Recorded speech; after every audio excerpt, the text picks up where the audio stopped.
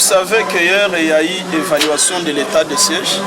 Madame, son Excellence, Madame la Première ministre avec son équipe, ils sont venus à Goma pour évaluer l'état de siège depuis que cette mesure avait été décrétée au Nord Kivu. Et comme elle ne saurait pas rencontrer tout le monde, nous avons voulu aussi faire notre propre évaluation de l'état de siège et avec l'espoir qu'au travers vous, cette voie va devoir lui parvenir.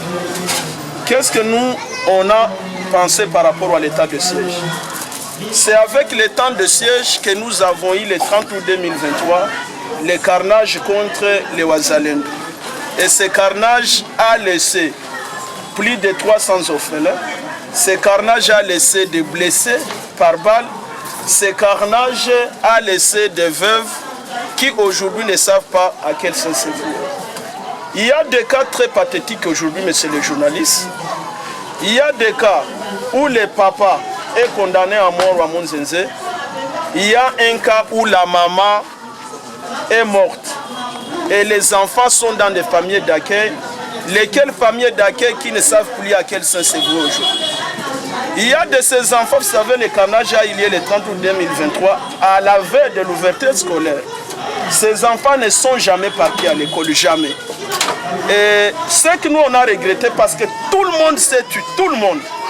Pour eux, ce sont des mouches qu'on a écrasées, ce sont des voriers qu'on a écrasés et en conséquence, personne ne peut poser la question. Qu'est-ce que nous on a demandé par rapport à l'état de siège? Nous avons compris que les militaires qui ont orchestré ce carnage, ils avaient été désorientés par les propos que certains extrémistes de cette province ont propagé contre les visionnaires Ephraim Bisimwa, contre tout ce qu'il avait comme vision. Nul ne peut de rappeler qu'il avait été dit qu'il avait tué les gens à Bukavu, comme il s'appelle Bisimwa, il serait frère ou petit frère, grand frère avec Bisimwa. Et les militaires qui sont venus dans cette opération savaient qu'ils venaient se battre contre des grands militaires. Les mêmes mensonges avaient été corroborés par Njike Kaiko, porte-parole du gouvernement provincial, qui avait d'ailleurs félicité le professionnalisme de l'armée. Et au procès, le colonel Mike Mikomba avait dit que ces gens viennent, c'est eux qui ont financé pendant, avant et après, et que je vienne leur rappeler ce qu'ils m'avaient dit moi quand j'allais à cette opération-là. Qu'est-ce que nous demandons à l'état de siège? Comme tout le monde, bien entendu, il faut que l'état de siège prenne fin parce que c'est une mesure exceptionnelle. Mais avant que l'état de siège prenne fin, nous allons demander qu'on restitue à ces gens tout ce qui leur avait été fait.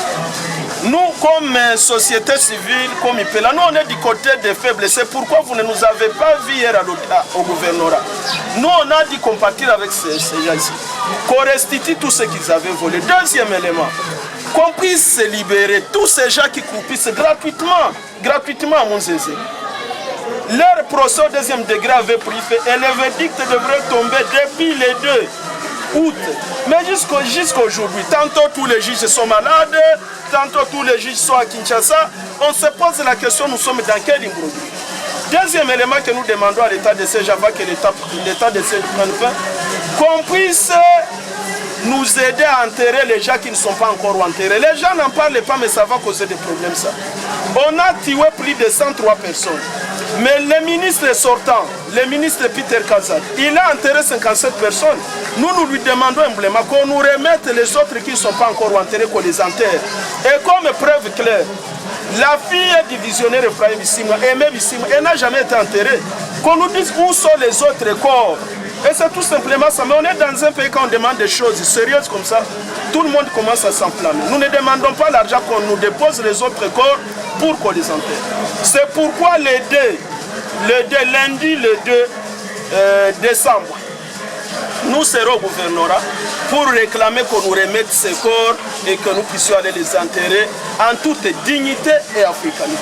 Voilà un peu succinctement ce que nous avons demandé aujourd'hui. Mais aussi, animés, nous ne manquerons pas de souligner qu'après le rappel de Constant Ndima, l'avènement de Peter Chirimwami, nous ne sommes pas comme ceux-là qui ne voient que les noirs. Nous avons félicité la construction de ces routes-là. Quand vous passez au port, c'est bon, entrée parquet. Il y a beaucoup de chantiers qu'il a entrepris et nous nous félicitons. C'est pourquoi nous cessons de demander à tout le monde qu'on comprenne que chaque Congolais peut travailler partout en République démocratique du Congo.